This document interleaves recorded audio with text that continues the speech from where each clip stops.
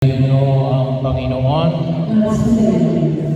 manigong bagong taon po sa inyong lahat. Bahagi yun ng aming paninilay para po sa araw na ito, sa unang araw ng 2025 at sa dakilang kapistahan ng mahal na Birhen Maria, ay nais natin na tayo ay samahan ni Maria, lalo-lalo na sa dakilang jubileo, ordinaryong jubileo, bilang 2025 taon ng kapanganakan ng ating Panginoon Jesucristo, na may tema na Pilgrims of Hope, manlalakbay ng may pag-asa. So bahagi yun na nawa ay higit namin pakinabangan ang biyaya na ito na ipinagkakaloon ng Diyos sa tulong ng mahal na Birhen Maria sa kapistahan ngayon bilang ina ng Diyos, Theotokos, Mother of God. So bahagi yun, para sa iba nating mga kapatid, kinikilala lamang nila si Maria natin, Mother of Christ, but never Mother of God. So bahagi yun, sa ating maliwanag, hindi lang siya ina ni Jesus, siya ay ina ng Diyos. Kasi sa kanila, akala nila yun, title lang yan, na daluyan ng anak ng Diyos. Iba yung para bagang tubo lang na dinaluyan. Sa atin hindi, no? Ay ina ng Diyos. Kung anong mayroon sa Jesus na tao at Diyos, kabahagi nito ay galing kay Maria. So bahagi yun na kung saan ay nawa ang aming natin. At nawa ito ang magpalatag sa ating lalo na sa pagtahak natin ngayon, 2025. Tatlong punto sa nais sa ating pagnilinilay. Una, sa pag-iwan natin ng taong 2024, tayo nawa ay mapuno ng pag-asa. Sa pamagitan ng alin ng pagpapasalamat. Nawa mabahagi yun, marami tayong dapat na pagpapasalamat. Sabi nga po natin ng ating pag-inilay noong Misa di Gallo, ay alin, count your blessings. Bahagi yun na kung saan ay makita na, marami tayong dapat ng pagpapasalamat. Pero higit na huwag natin kalimutan ng pagpapasalamat ni alin, yung dinala ni Maria sa Jesus. Na katulad nung ipinamani ko sa atin sa ikalawang pagbasa sa sulat ni San Pablo sa mga taga-Colossus na alin. Ito yung dala ni Maria na alin, na naging dahilan natin. Hindi na tayo alipin. Tayo ay naging mga anak ng Diyos. Kaya bahagi yun ay huwag natin kalimutan yung pagliligtas ng Diyos ay nagsimula sa pamagitan ng pagbabago tao ng ikalawang persona sa pagka-Diyos. Bahagi yun na kung saan ay pinakita sa atin na nakamit natin ang kaligtasan na ating tinatamasa gawa ng alin. Ang Diyos ay naging tao. Kaya po, mapuno tayo ng pagpapasalamat. Sabi na natin, mapupuno lang tayo ng pagpapasalamat kapag alin. Iwanan natin, dali natin ang pagpapasalamat pero may iiwan tayo. Ano iiwan natin? Sama ng loob. Huwag niyong dadalhin sa 2025 ang sama ng loob na dinanas ninyo noong 2024 at mga nakalipas sa taon. Magpatawad kayo. Bahagi nyo, patawarin niyo ang mga taong nagkasala sa inyo. Patawarin niyo ang mga taong ayaw magpatawad sa inyo. Patawarin niyo ang mga taong nakasakit sa inyo. Physically, morally, spiritually. Patawarin niyo. Isa o kumisa kaya hindi tayo nakapagpatawad. Bakit? Sabi natin ay hindi ko ba nakakamit ang katarungan? Alam niyo, kaya isa o sa turo ng ating simbahan ng purgatorio, huwag niyong problemahin yung mga taong nagwalang iya sa inyo. May purgatorio tayo. Kung hindi man nila pagdudusahan sa daigdig na ito, pagdudusahan nila yun. Bahagi o yun. Huwag niyong gawing trabaho to extract justice sa mga taong gumawa ng kawalang-iyaan sa inyo. Itinalaga ang Diyos ang bahagi na yan na kung saan ay kaakibat na ng ating pagkilos bilang mga nananalig sa buong lingkod. Kasi sa oras na hindi kayo magpapatawad, hindi kayo rin higit na makapagpapasalamat. Kasi aagawin niya yung panahon na dapat kayo ay magpasalamat. Iwanan niya yung mga pagkain ninyo na puno ng sama ng loob. Pangalawa, bahagi mo ng pagkilos na makita natin ngayong panahon na ito ay alin. Sabi nga, kaya raw kumisan ang tao mas disappointed. Bakit? Masyadong mataas ang ating expectation. Masyado na tayo mayabang. Bahagi yun, maging simple yun tayo, maging payag. Bahagi yun na huwag natin kalimutan na dala-dala ni Maria, ang anak ng Diyos,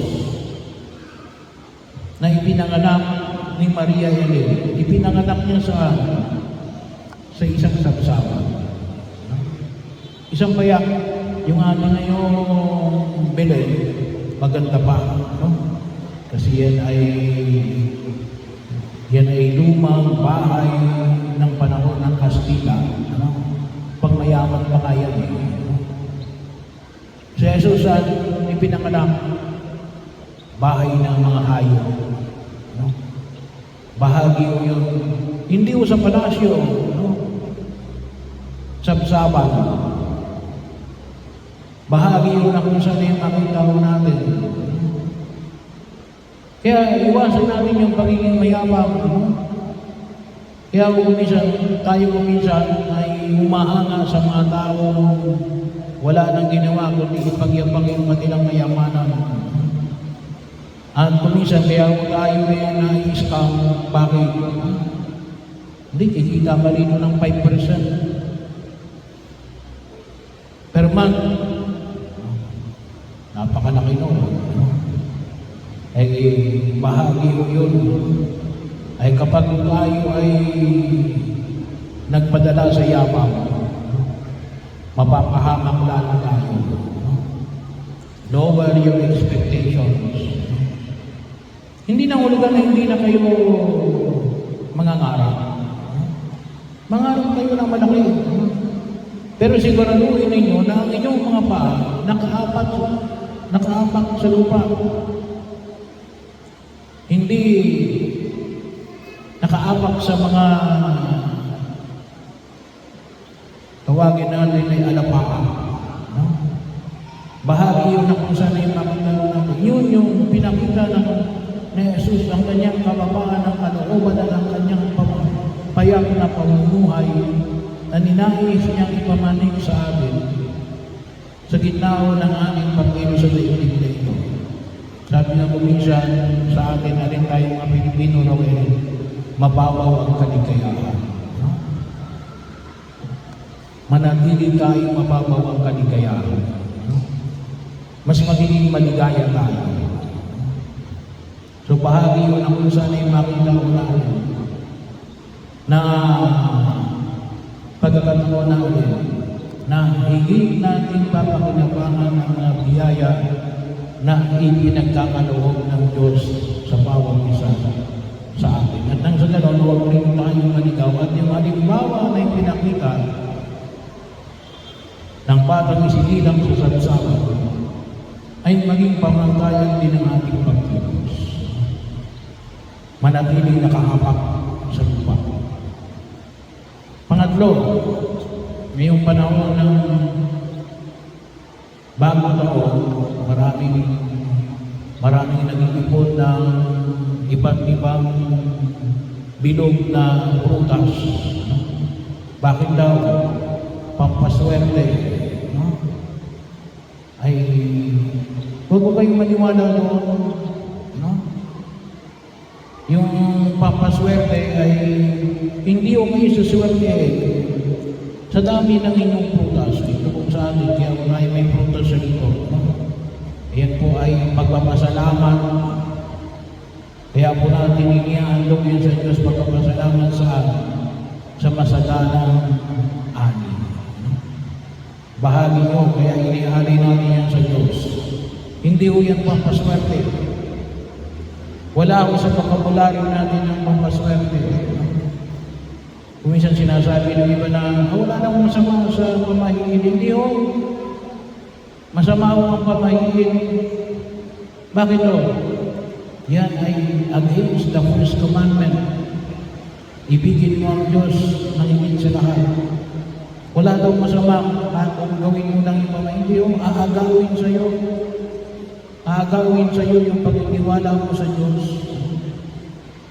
So ano yung higit natin makita mo natin? Kung hindi kayo maniniwala sa swerte, magtiwala ka sa Diyos na binigyan ka ng Diyos ng kakayanan.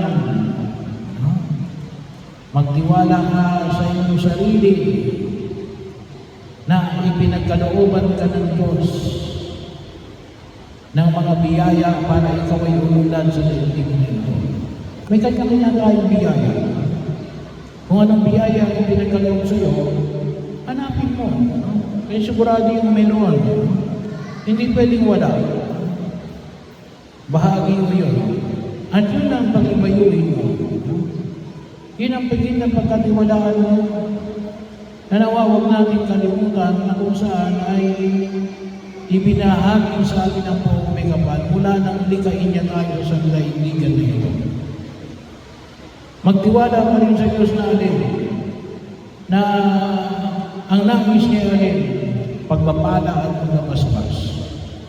Anong narinig natin sa unang pagbasa? Sa aklat ng mga bilang, sinasabi ng Diyos Ama kay Moises.